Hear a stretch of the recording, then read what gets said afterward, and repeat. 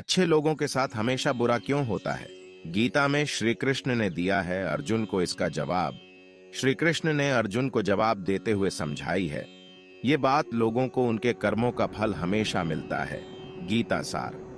आपने महसूस किया होगा कि जो लोग अच्छे कर्म करते हैं वो परेशान रहते हैं, वहीं जो बुरे कर्म करते हैं वो खुशी से रह रहे होते हैं।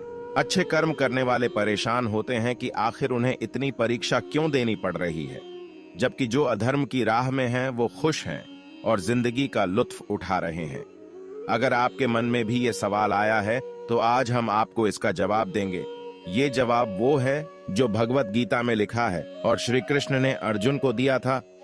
भगवत गीता में वर्णित कथा के अनुसार जब भी अर्जुन के मन में कोई दुविधा होती थी तो वो श्री कृष्ण के पास पहुंच जाते थे। एक बार की बात है, अर्जुन ने भगवान श्री कृष्ण के समीप आकर कहा कि वो दुविधा में हैं और इसका जवाब वो श्री कृष्ण से चाहते हैं। श्री कृष्ण ने पूछा कि क्या सवाल है। अर्जुन ने कहा, मुझे ये जानना है कि अच्छे लोगों के साथ हमेशा बुरा ही क्यों होता है, वहीं बुरे लोग खुशहाल दिखते हैं। अर्जुन के मुंह से ऐसी बातें सुनकर श्री कृष्ण मुस्कुराए और कहा, मनुष्य जैसा सोचता है और महसूस करता है वैसा कुछ नहीं होता है, बल्कि अज्ञानता की वजह से वो सच्चाई नहीं समझ पाता है। अर्जुन उनकी ये बात समझ नहीं पाए। इसके बाद श्री कृष्ण ने क्या कहा वो जानते हैं। श्री कृष्ण ने अर्जुन से कहा, पार्थ, मैं तुम्हें एक कथा सुनाता हूं, उसे सुनकर तुम समझ जाओगे कि हर प्राणी को उसके कर्म के हिसाब से ही फल मिलता है।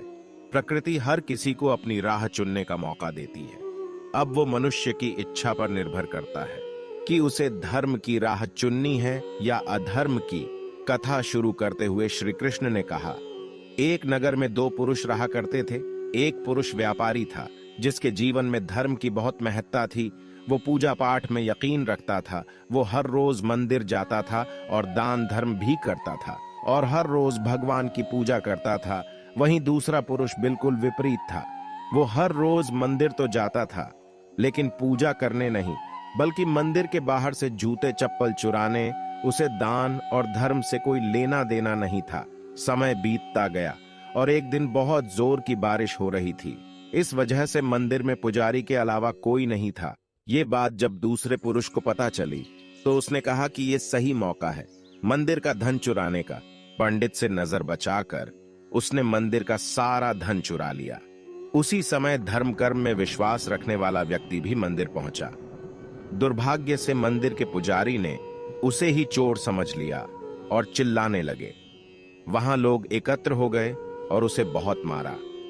किसी तरह वो बचते बचाते वहां से निकला तो दुर्भाग्य ने उसका साथ वहां भी नहीं छोड़ा। मंदिर के बाहर वो एक गाड़ी से टकरा गया और घायल हो गया। फिर वो व्यापारी लंगड़ाते हुए घर जाने लगा तो रास्ते में उसकी मुलाकात उस पुरुष से हुई जिसने मंदिर से धन चुराया था।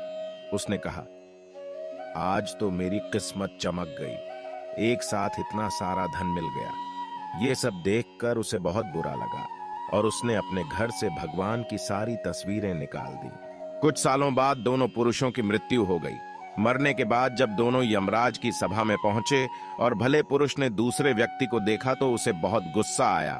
उसने क्रोधित होकर यमराज से पूछ ही लिया, मैं तो हमेशा अच्छे कर्म करता था, दान में विश्वास रखता था, उसके बदले जीवन भर मुझे अपमान और दर्द ही मिला और इस व्यक्ति को नोटों से भरी पोटली।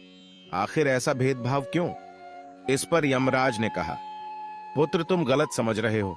जिस दिन तुम्हारी गाड़ी से टक्कर हुई थी वो दिन तुम्हारे जीवन का आखिरी दिन था, परंतु तुम्हारे अच्छे कर्मों की वजह से तुम्हारी मौत सिर्फ एक छोटी सी चोट में बदल गई।